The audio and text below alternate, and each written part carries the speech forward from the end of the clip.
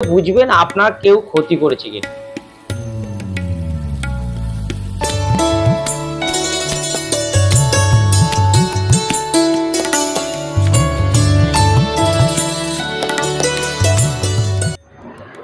নমস্কার, হর হর মহাদেব।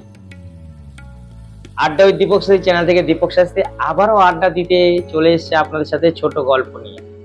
ছোট্ট গল্প আপনাদের মঙ্গলার্থে। তো আজকে সরাসরি বলবো কি করে বুঝবেন আপনার কেউ ক্ষতি করেছে কিনা।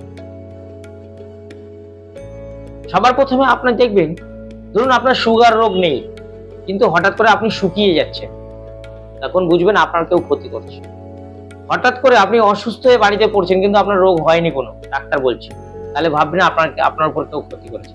হঠাৎ করে আপনার বাড়ির মধ্যে কোনো পশু পাখি মরার কথা নয়, মরে গেছে, বয়সও বেশি না, ভাববেন তাহলে বুঝবেন আপনার বাড়িতে কেউ কিছু করেছে।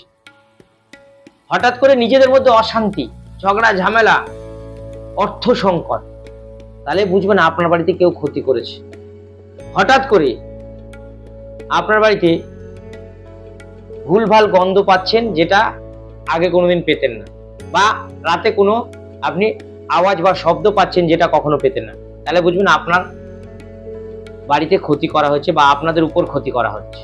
হঠাৎ করে আপনার ব্যবসা খুব ভালো চলছিল, একদম তলার দিকে চলে যাচ্ছে, সবার সাথে অশান্তি বেঁধে যাচ্ছে, কারোর সাথে আপনার সম্পর্ক ভালো থাকছে না, তন্ত্রমতে আপনার মধ্যে আপনার এবং আপনার পরিবারে বা ব্যবসা স্থানে ক্ষতি করা হয়েছে। এছাড়া অনেক উপায় আছে, অনেক উপায় আছে। যদি বারবার আপনার বাড়ির সামনে আশেপাশে কাক এসে বারবার বিরক্ত করে, দক্ষিণ দিকে বসে ডাকে, কাক দক্ষিণ দিকে বসে বারবার যদি ডাকে, তাহলে বুঝবেন আপনার বাড়িতে কোনো তন্ত্রমতে ক্ষতি করেছে বা ক্ষতি হওয়ার সম্ভাবনা রয়েছে। এই জিনিসগুলো থেকে এড়িয়ে যান। যদি এরকম মনে হয় তাহলে কি করবেন, একটু উপায়টা বলে দিই। আপনাদের জন্য তো আমি আছি, গল্প করতে করতে বলবো কি করবেন। বিবলি কলাইয়ের ডাল, বিবলি কলাইয়ের ডাল দেখবেন দর্শকর্ম ভান্ডারে পাওয়া যাবে।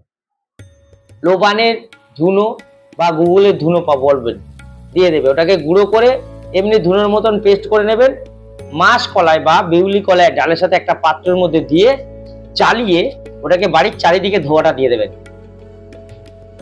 কিছুটা হলে শান্তি পাবেন, যতক্ষণ না আমাকে দিয়ে বাড়ি বন্দনা করাচ্ছেন বা এটাকে কাটান করাচ্ছেন বা আমার মতন কাউকে দিয়ে করাচ্ছেন, ততদিন এটাকে চালাতে থাকুন।